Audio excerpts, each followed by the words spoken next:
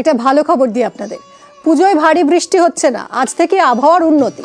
দক্ষিণবঙ্গের কয়েকটা জায়গায় বিক্ষিপ্ত বৃষ্টির পূর্বাভাস রয়েছে। শুক্র শনিবার বজ্রবিদ্যুৎ সহ বিক্ষিপ্ত বৃষ্টির পূর্বাভাস। আরো ডিটেলে আসুন জানি বিশ্বজিৎ সাহা আমার সহকর্মীর কাছ থেকে। বিশ্বজিৎ, অর্থাৎ পুজোয় এবার বৃষ্টি অসুরের দাপট থাকছে না, কথা কি বলা যায়?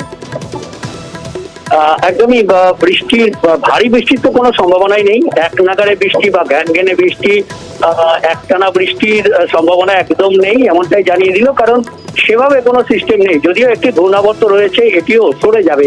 আর এই ঘূর্ণাবর্তের প্রভাবে আজ 4 জেলায় বৃষ্টির সম্ভাবনা আছে উপকূলের দিকে, অর্থাৎ উত্তর ও দক্ষিণ 24 পরগনা, পূর্ব ও পশ্চিম মেদিনীপুর, এই 4 জেলায়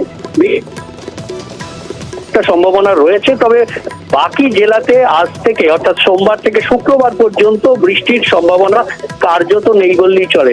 তবে স্থানীয়ভাবে যেহেতু বর্ষা রয়েছে তাই জলীয় বাষ্প আসবে।